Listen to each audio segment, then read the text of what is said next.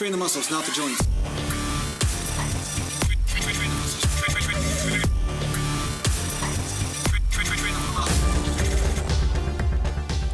Welcome back to Natural Gland Bodybuilding Mountain. And I just want to let you know that I just finished the book. And the book is based on how I got into training, what motivated me, and lots of the stuff that happened in my high school life that kind of motivated me to keep training for the rest of my life and so forth. So if you guys are interested in that, it will be on my website at some point. I will let you know, but I'm guessing in the next few weeks it'll be on there. But I'll let you know, okay? So don't worry, I'll keep you updated. So yeah, it's going to be available in an ebook format. So that's what I'm going to be starting with. So if you guys are interested, get it. But for now, I'm just going to keep it in ebook format. But yeah, those of you guys that want to know a lot about what made me me, and you want to get to know me a little bit more, that book outlines a lot of stuff that might be interesting to you.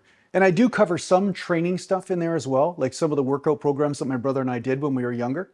But for the most part, it's just a book about me and all the exciting little events and humorous events that shaped me as a young man, right?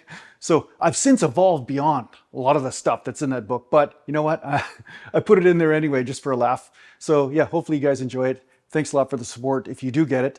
Anyway, today I want to talk to you about stimulation. And I've talked about this before, and it's something I keep coming back to because I think the overall message is missed by some people, but I really think that people are missing out on a major helpful tool that can allow them to build muscle.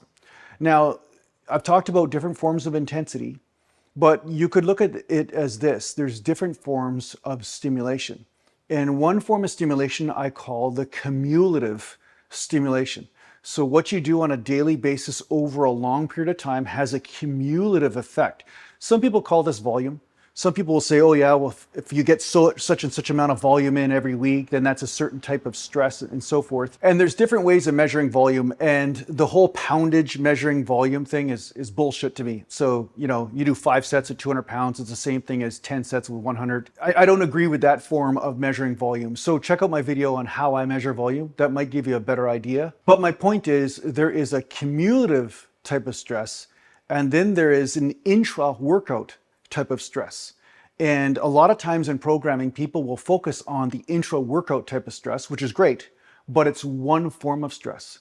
So for example, if you were doing easier workouts, but you're doing it throughout the whole month and you're doing it with regularity, like maybe more regularity than you would do heavy workouts. So say you train the same body part almost every single day instead of just training it once a week really hard, there would be a different type of stress, even though you might be just doing easy workouts with that muscle group. There is a certain type of cumulative stress that builds up over time and causes the body to adapt.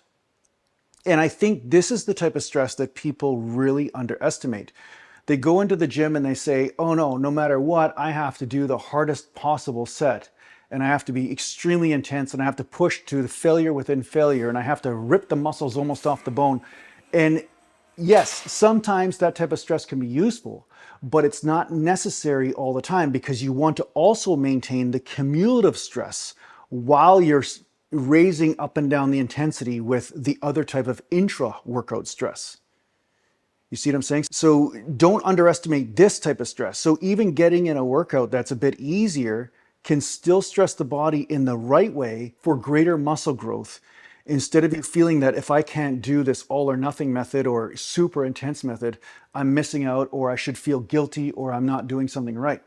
Sometimes by concentrating on the cumulative stress for a bit, you'll give the intensity stress a bit of a rest. And therefore the body starts to adapt, but in an easy way. So you could say one is the easing the body into adaptation, and the other way is hitting it over the head with a sledgehammer.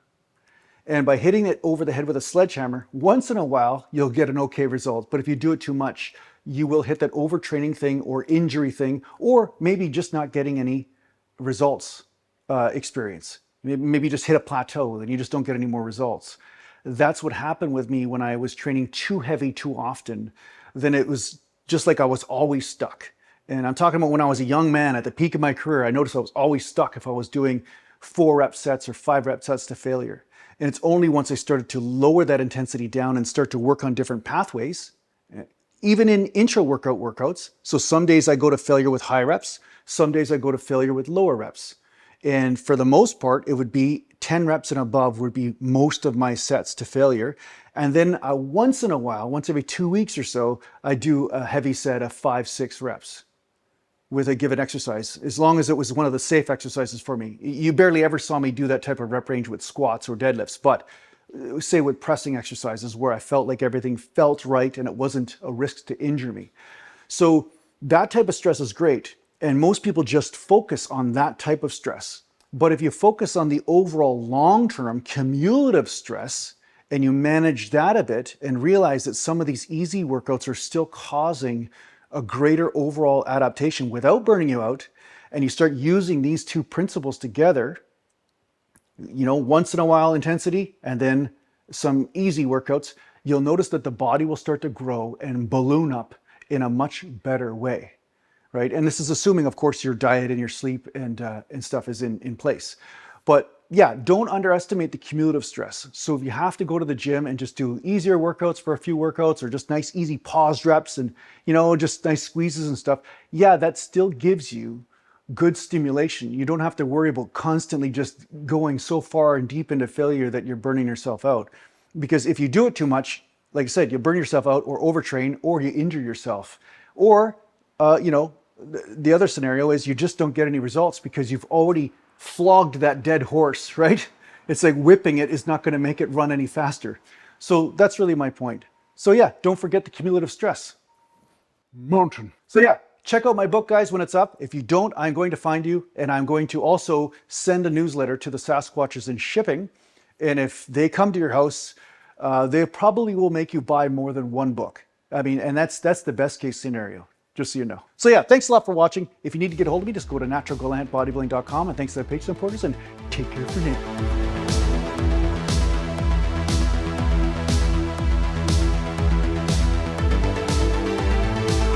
Oh yeah!